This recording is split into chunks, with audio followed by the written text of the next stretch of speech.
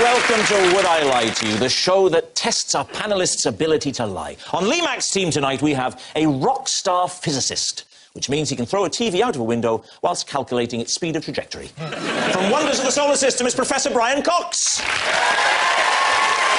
And a young Scottish comedian who's the funniest thing to happen to Glasgow since it was named European Capital of Culture. Kevin Bridges. And on David Mitchell's team, someone who spent the last 3 years in a coma, reliving the 80s. No, it's not Bruce Forsyth. From Ashes to Ashes, Keely Hawes! And a comedy actor who went to university with Rachel Weisz and Sam Mendes, so he's perfectly comfortable in the company of major stars. This will be a bit different for you tonight. It's Stephen Mangan! And so to round one, Home Truths, where our panellists each read out a statement from the card in front of them. To make things harder, they've never seen the card before, so have no idea what they'll be faced with. It's up to the opposing team to sort the fact from the fiction. And first up is the mighty Stephen Mango Mangan. Right. I have nicknames for both my big toes. Lee's team. What do you think? What's the nicknames? Leslie and Scruple. Oh, what? Scruple. Scruple? Yeah. Why Scruple? Leslie was Leslie was the nickname me and my first girlfriend had for our baby that we were going to have. We were planned about getting married and having a kid, and we were going to call it Leslie as a joke because it's it's a nice name, but we weren't actually going to call it Leslie. And then one day the foot was out the end of the bed, and You thought, let's try for that baby. I said, there it is, and she said, there's Leslie. It was just it was just stuck. And what about Scruple? Oh, this is ridiculous. There was a kind of she was very religious, and she used to believe there was an angel. You had an angel of. You had Steve, a good to angel. think about this. You have a good angel and a bad angel on your shoulder who, when you're about to do something awful, will say, don't do it, or do it. So, well, like on national television saying you got a nickname for yourself, that's all. So Leslie, our baby, we wanted it to have the good angel to be dominant. We wanted Leslie to have scruples. So the other toe became Scruple. It was Leslie's kind of conscience. This is how religions get started. If he's made that up, he's an absolute genius. Then I would imagine it's probably true. So what are you saying then, Lee? It's got to be true. You think it's got to be true? It's got to be true. It's got to be. Kevin? I think it's true. Still think it's true. And you think it's true? I do. And you're a professor. Do we call you doctor or professor? Whatever you'd like. So what are you going to say? I'll go with the team and say that's true. Saying it's true. OK. Steve Mangan, is it true or is it a lie? It is a lie. Well done. Very good. Yes, it's a lie. Stephen does not have nicknames for both his big toes. It's a bit weird to give your body parts silly names. As I said to my Lee Mack in the bath just the other day. My penis. Keely Hawes is next. I lied to my husband that I was good at tennis and had to have secret lessons when he arranged a doubles match. Oh, all right, there we are. Lee? Why would you lie to your husband about because he wasn't my husband at the time, and I was trying to... Woo him? Woo him. He's very sporty, so I told him I could ski. And is he subsequently asked you to go skiing? He took me skiing. Did you have to learn to ski? It was truly terrible. Well, somebody called Joost actually taught me how to ski. Joost? I can recommend Joost. Skiing. Yes, so, no, I went and booked some lessons. And what was he called, the instructor? My God, I can't remember. And yet Joost, like that. Yeah, but Joost was like... Keely, keep it together, it's falling apart. I can't remember. What was the first thing you learnt on the tennis court? How to bounce the ball. And how do you bounce the ball? That was a quick bounce. What do you mean? Well, it's only that big and it's only there to there. Well, I think you tell her gravity would have taken a bit longer to get down and all, wouldn't it? You're playing on the moon. It's not just gravity, you can give a bit of force. You can impart an impulse to it, yeah? That's it, impart an The rate of change of momentum is proportional. Don't push it. Did you win? I got there and I feigned an ankle problem. What Because I saw, when I got there, how good they were going to be. So... It was to impress him. I didn't think he'd start involving other people. Is he a man for involving other people in general? Right, we're not at a physicists' convention now. We'll keep this clean, please. Yeah. Now, listen here. Did your husband ever find out about these secret lessons? I told him. You came clean. I came clean on the night that I made him dinner, pretended that I'd cooked it, and then he... Your whole life is a fabrication, isn't it? I fed it to him in the dark, and then he found the Tesco Express box. Oh, no. And then it all came out. Did it? I said, I can't play tennis, and I can't cook. My name's And- not Jeff.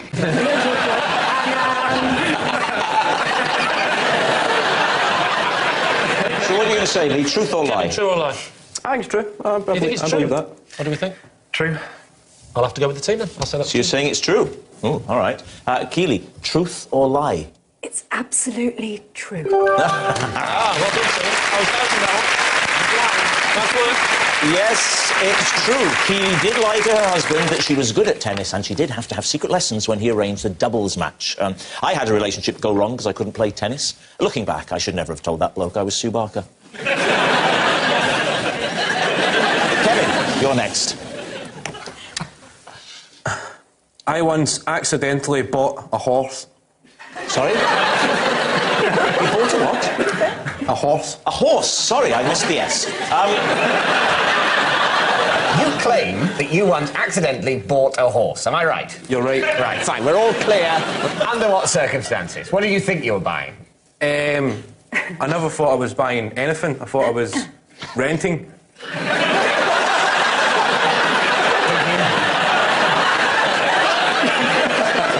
Did you think you were renting a horse? Yes. Right. So you paid to rent a horse, and then at the end, when you tried to return the horse, they said, "What the hell are you doing? I've been trying to get rid of Psycho for years." That's pretty much it. How long had you imagined that you were going to rent it for? We thought we were going to rent it for like 25 minutes. And did they charge you? It was in Bulgaria on holiday. Okay, so what did it cost in local Bulgarian currency? What is the local Bulgarian currency?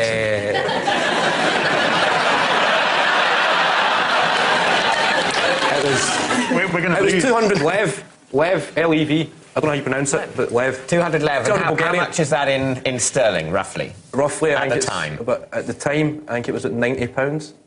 So we thought it So was a you- good deal £90 for 25 for minutes. 25 minutes on a horse. But you said we thought we were going to rent it for 25 minutes. There was me and my friend. So you It were was a going to lad's holiday, we were 18, we half thought and we'd go horse riding. In Bulgaria. in Bulgaria. Did you question the odd sort of time slots they were going for? No, the guy- I've never been pony trekking, but I imagine they sort of rent you the horse for perhaps a couple of hours. Well, the or, guy- or at least a solid half hour. You get 25 minutes and then the horse needs a break for 5 minutes and then And somebody then you else keep comes. the horse forever. Well, I never knew that. What happened when you tried to take it back? The guy explained to us that the guy was gone. The guy... Never say the phrase on this game. The guy explained to us that he'd gone. Well, there was two, Never say that. there was two different guys. There was two You have to guys. go through me if you want to speak to my client. We are There was gonna guys. lose. There was We're not guy gonna- A. Guy A. That's a Bulgarian name. Very well known. The most famous Bulgarian name. Right, guy Dimitri. I think that no, a guy A. And guy B. Right. We thought we were going horse riding and we were heading towards the place where you actually hire the horse. Stables? The official. The stables. Right? Honestly, even I think he's making it up, and I'm on his team. Bit of patience, Brian. Come on. Right. We met a guy on the way who had a horse. And we thought he was doing that thing, in Asda, when you've got a shopping trolley and you're taking it back and somebody else needs a trolley and you say, "Do you want that one?" So we thought the guy was I saying, don't need to go all the way to the actual stable. I'm Official. from the stable, Yeah. so just hire this horse. That's what the guy said. Yeah. So we thought, all right, there was a bit of a communication breakdown. There was a Bulgarian guy trying to speak English and two Scottish guys trying to speak English. So we thought the guy had gave us the horse to ride and come back in 25 Were minutes. you not surprised? I mean, I've never been on holiday to Bulgaria, but I imagine that things would be a bit cheaper in Bulgaria than in Britain. Were you not surprised that it cost you the equivalent of £90 to hire a horse for 25 minutes? It was 25 minutes each, so it was two of us. Right. So we chipped in for a horse. For 25 minutes each. But still, even if you thought you were going to get 25 minutes each, that's a lot, isn't it? Oh, it's an hour. You need to give the horse a break, as I said. Let's forget about the 25 minutes. Just forget about the horse. Let's forget about the horse, yeah. That's absolutely, obviously bullshit. You take the horse back. Guy B, who's the guy you met on the way to the stables... He's gone. He's gone. No sign of him. No, he's gone. So you say to Guy A, well, we hired this as part of your not bothering to actually go to the stables but getting it a few hundred yards away scheme. We hired this horse for 25 minutes at an extortionate rate. Nevertheless, here it is. And what did he say? We went back to the place where we picked up the horse. Oh, so not to the stable, No. but to the random We never got point right. in the road. A couple of hundred yards from the stable. So you bewilderedly, where has the mysterious man gone? I would have thought that logically, when you were returning it, having thought that it had come from the stable, that you'd been lucky not to have to walk to the stable before hiring it, you might nevertheless have thought, well, the stable's where it's got to go back to, Yeah. rather than, well, Sodom, this is where we picked it up from, I'm not actually taking the stable. I'm going to stand here, 300 yards away from the stable, going, come over here! Come and get your own horse! At which point locals start waving, go, no! You keep! Kevin, look at me. You're taking the horse back. Look at me! What happened next? Come on, Kevin. Come on. Right. So where are we taking off from? You're taking the horse back. Let's go back to the start. Kevin Bridges, for the love of God, please tell us what happened. Right. We bought a horse. We thought we'd rented the horse. We'd done the horse riding, took it back to the initial place we picked up the horse. Yes. Locals explained we'd went to a counterfeit horse guy. It wasn't the official horse riding stable. This was a counterfeit horse. This wasn't a genuine horse. This was maybe two guys in a costume. That would explain the 25 minutes. Yeah. I can't only do 25 minutes.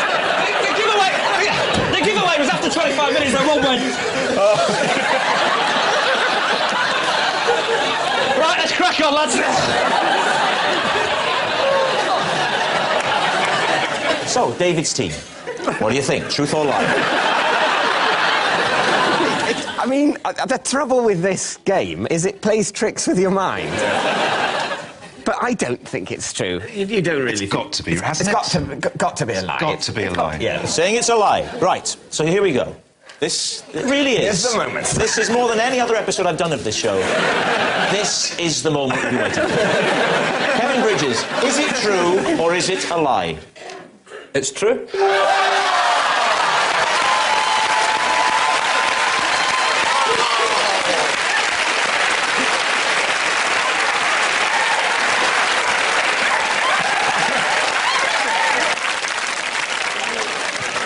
Unbelievable. Right, our next round is called This Is My, where we bring on a mystery guest who has a close connection to one of our panellists. This week, each of Lee's team will claim that it's them that has the genuine connection to the guest, and it's up to David's team to spot who's telling the truth. So please, give a warm welcome to this week's special guest, Drac. Welcome, Drac. So, Kevin, what is Drac to you? This is Drac. He's my dad's friend. He took me out for a driving lesson and I reversed through a chip shop window. Brian, please explain how you know Drac. Well, this is Drac, the roadie that left me gaffer taped to a lighting rig for over an hour. Right. And finally, Lee, what's your connection? This is Drac, and I presented him with first prize at the National Pie Awards 2009. So, David's team, begin your investigation. Lee, where were the National Pie Awards held? Birmingham. What was the venue? The venue was the Hilton Hotel. What kind of pie was it? Well, One. he made a selection. He didn't just make one pie. It was for his various pies. You don't just have one pie. It's So not like... Was he various pie maker of the year? No, he won the big prize at the end, National Pie Maker of the Year. So he won the overall award. Were there like No, separate... he didn't have the best overall.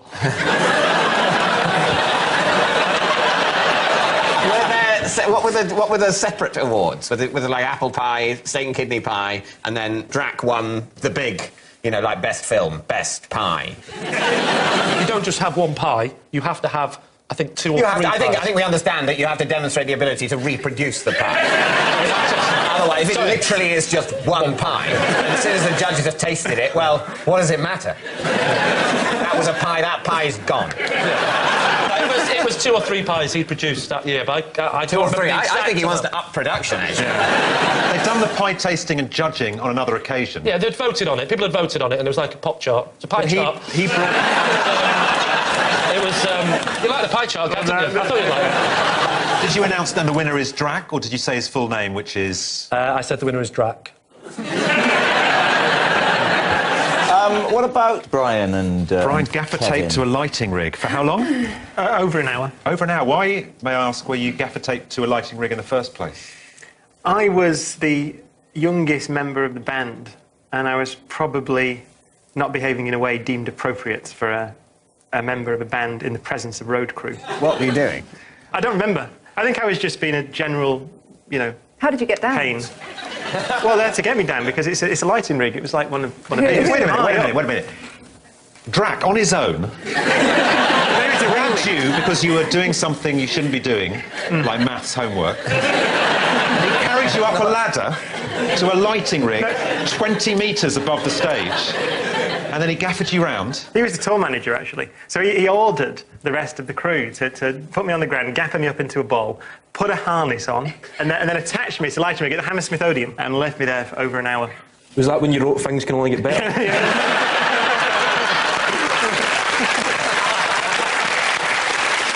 And you can't remember what you did that had offended them? No, I think it was just a build-up, I think, of absolute annoyance over many weeks. I can believe it. Yeah.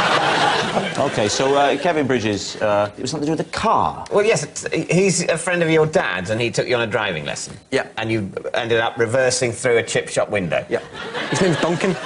Duncan. It gets called Drac because it's like D-R-A-C, and he used to be known as Duncan from the RAC because he's a driving instructor, and then that got shortened to... What were you trying to do, a three-point turn? What was... No, it was the first lesson. Right. And we thought we'd do reversing, because that's Drac's attitude. As soon as once you've learned going backwards, going forwards is a piece of cake. It's the way he sees life and the way he sees driving tuition. But... You've got a chip shop by the side of a road, so the car is not facing... The front of the back of the car is normally not facing a chip shop, is it? No, it was in the car park of the chip shop. A chip shop with a car park? Have you not been to Scotland before, David? So this is like a kind of IKEA-scale It's a massive chip shop. I worked in this chip shop. So you're in the car park by the chip shop window. Yeah. And you get in the car for the first driving lesson, and he says, first things first, reverse it. So why didn't he press the brake when he saw you hurtling backwards towards the chip shop? He was busy trying to design his new pork pie. So, right, David C., we need an answer. Is Drac Kevin's driving instructor, Brian's gaffer-taping roadie, or Lee's prize-winning pie maker? What are you going to say? I have absolutely no idea. Well, Kevin's story sounds implausible, but we've been down this road before. Frankly, nothing would surprise me. If he said he'd unscrewed his leg and it had walked to China on its own, I'd believe him. Leading a corporate, isn't pies a bit... He's northern, he's doing a pie handing out prize, isn't it? But then again, if you're doing the Pie Awards, yeah, that's who would you go to other than Lee? You just say that to camera. I give him some available dates. I'll give him some available dates. And what about Brian's? Very good specific story about the winch and the Hammersmith Odeon and... Yeah. But it does seem quite a cruel thing to do. I think he probably could have been irritating enough for them. Yeah, I think so. I don't think that's in question, to be honest. What's it going to be? Say Brian. Say Brian. Yeah, come on. Brian. We think it's Brian. You're saying Brian? Yes. Yeah. OK. Would you please reveal your true identity? I'm Drac. I'm the roadie that gaffer taped Brian to the lighting to us. Thank you very much for coming on, Jeff. So at the end of that round, David's team have 4 points and Lee's team have 2. Which brings us to our final round, Quickfire Lies, in which our panellists lie not only through their teeth, but also against the clock. So we start with... Oh, it's David. I've had to prise open my bedroom door for the last 2 years, ever since the door handle fell off. What do you use to prise open the door? Just my fingernails. And you have to go to the top of the door jamb. Is it an out or a... No, It all depends which side. Do you live on your own? I can answer that. I have a flatmate, but it's just my bedroom, yeah. It's only you that has the inconvenience. So you have to do... I'm absolutely the only person who ever needs to get in or out. He speaks to me with a stare, and I don't know... That's just, you know, Don't a say look of anything. resignation. Why haven't you just whipped out a knob and affixed it to the entrance? Basically, it's not really... You can't just screw it back on because the holes that the screws... The thread's gone. That's it! Keely, speaking as the only woman, in your single days before you settled down... Oh, God. And Yes. you'd have been met as David and you'd be getting on like a wildfire and he said, well, why don't you come back to my... I know you don't like this. I know you don't like it. It's either this or Ronnie Corbett. Right. Why don't you come back to my apartment and we could settle down and have a game of Boggle. So you go there, and he said, well, why don't we go upstairs? And you go upstairs and you get to the door and there's no handle or knob. Would that put you off? This actually happened to me once. David! You're a dark horse. I don't remember. I stayed over, and when I got up in the morning to leave, I couldn't get out. And I didn't know where I was. You didn't know where you were? Wow, really? I had to ring the fire brigade. I think I had should to say, crawl at this out point, of the this was window. not at my house. And they had to come and put a ladder up to the window and give me a fireman's lift out. Where was the man who you'd gone back with? He'd gone to work. He'd gone to work and You- locked oh, you in you for didn't know? later. Didn't know. She'll keep till I get back. Wow. OK, what are you going to say, Lee? I think it's a lie. You think it's a lie? It looks like a man that's got well-maintained doors. Yeah. I'll say it's a lie. OK, then we'll say it's a lie. You're saying it's a lie. David Mitchell, were you telling the truth or were you telling a lie? It is, in fact, true.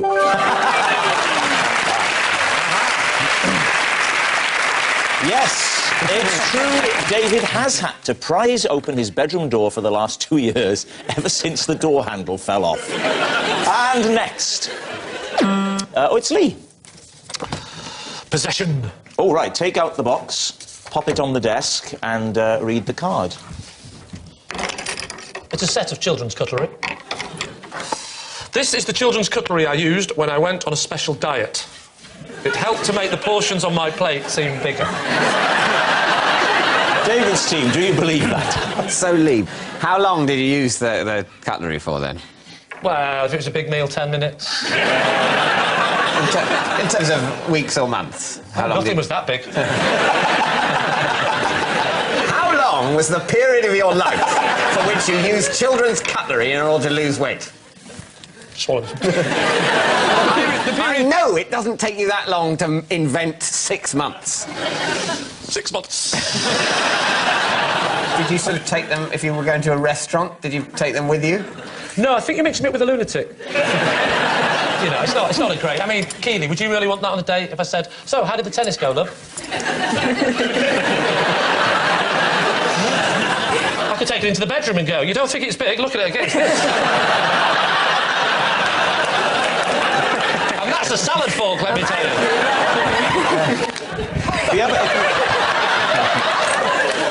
And what gave you the Images. idea? Where was the inspiration for this? I read it in a book. You read it in a book? Yes. Which book was that? The Book of Dieting.